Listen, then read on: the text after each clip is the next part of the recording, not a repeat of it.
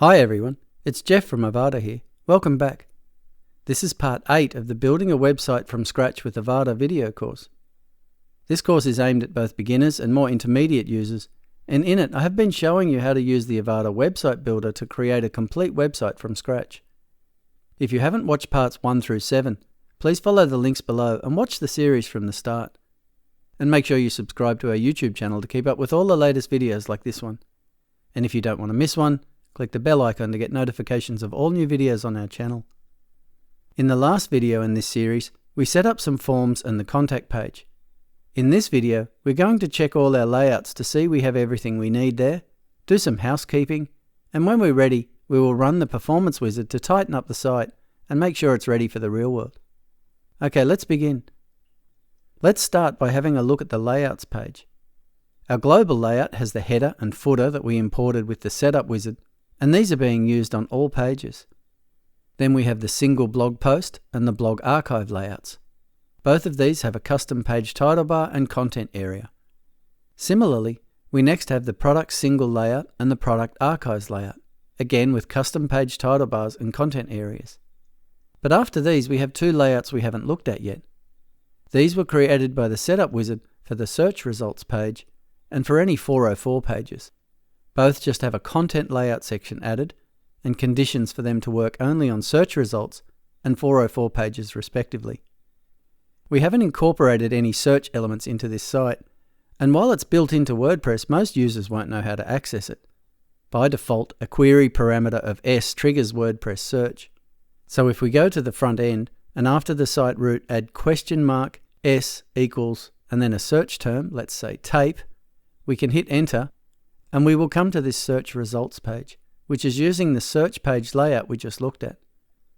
If I mouse over Edit Live at the top, we can see the search page content layout section as well as the postcard that's being used for the results.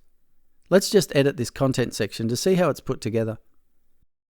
So as we can see, there's a top container with a colored background, a title, and the search element, and under that the postcard archives element has been added to show the results, using the starter blog postcard 2288 for the design.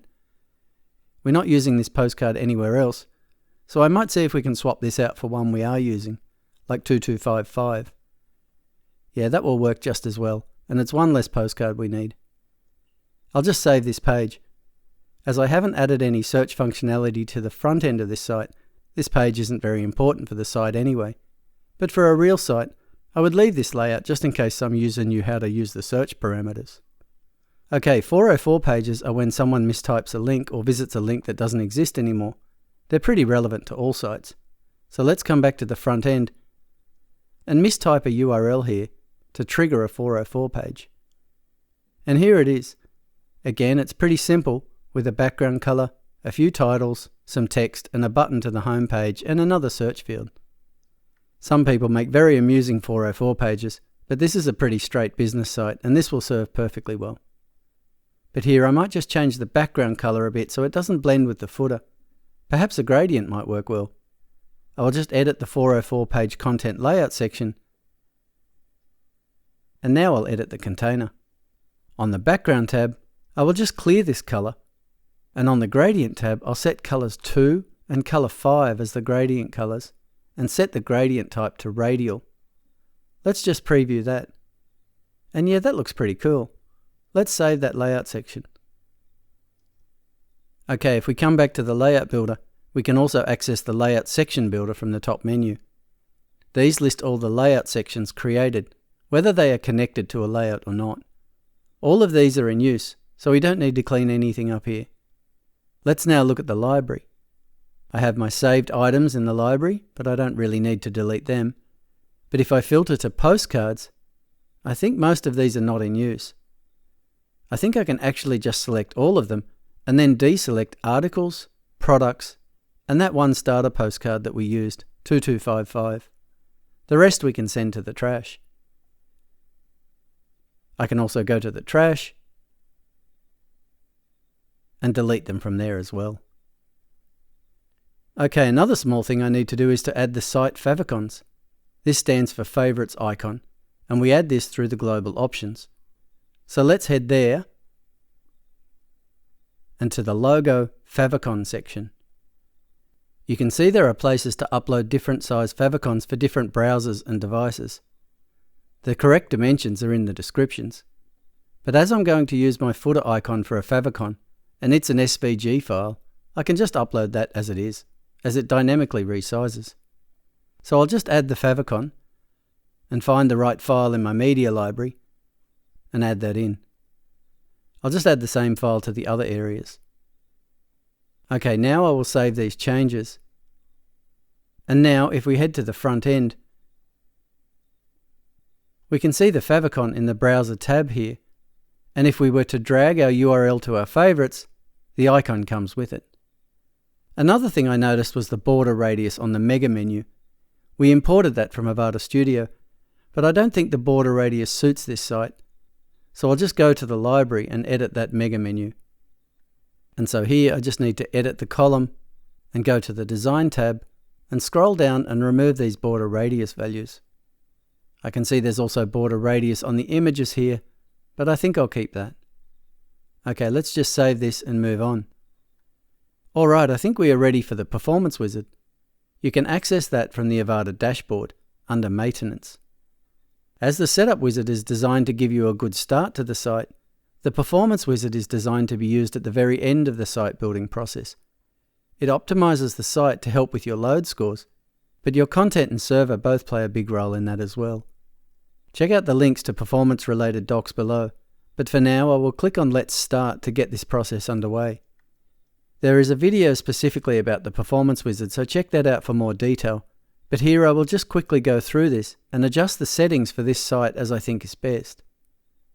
I'll just click the Find Recommendations button here to start. I'll just go through these and follow the recommendations. Now I will save my changes and go to the next step. This is the icons. Again, I'll just click on Find Recommendations. This shows me all the icons I have used, and it looks like they are all in the solid set. So I'll turn the brands and regular icon sets off here. Again, let's save and move to the next step. This is typography. I'll just check the recommendations. And it looks pretty good. Okay, it's telling me to change the setting for swap all for fastest loading, and I will do that. And then underneath I have a choice of CDN and local for Google and Font Awesome. This choice will depend on your privacy requirements, but for this site I'll just leave this as is. The last option here is about preloading key fonts. For this site, the hero image would likely be the largest contentful paint, so here I'll just set this to none. Okay, let's save this and go to the next step. Here we have all the elements. If I click on Find Recommendations, it shows me which elements I have used in my design and has disabled all the others. To keep this, I just need to click Save Changes. This is why you should only use the Performance Wizard when a site is complete. If I want to add another element to the site later, I'll have to re-enable it in the Builder options. Okay, next step. And let's see what the recommendations are. Okay, I will set the image lazy load to Avada, and I will disable the jQuery migrate script. And finally, down the bottom here, there is a combined third-party CSS files recommendation, and as I'm not using a cache plugin here, I will turn that on. Okay, so let's save these changes, and now we can click on Finish Wizard. It does its thing, and when it's done, it provides some links for more information. Okay, I think that's it. Website done. Of course, building a website is never really finished, but let's call that version 1. If it was a real live site, there would be lots of things still to do, but that starts to move out of the realm of Avada into general website development. Okay, so now let's review the site in full and see what we have accomplished.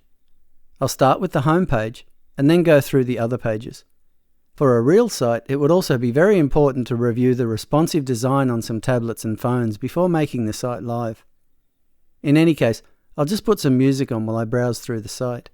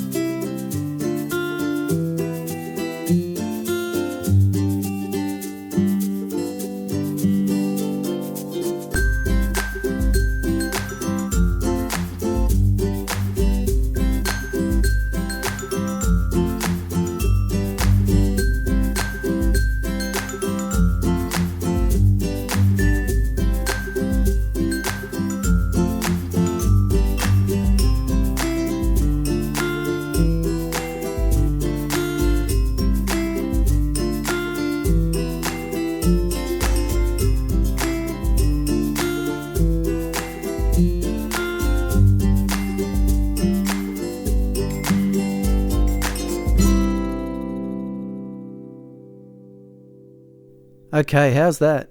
In only a few hours we have built a full site from the ground up with the power of the Avada website builder. In future videos we might work further on this site and add new features. Stay tuned for those.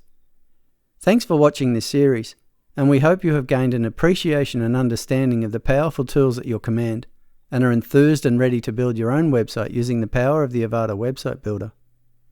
Okay, this concludes part 8 of our video course on building a website from scratch with Avada.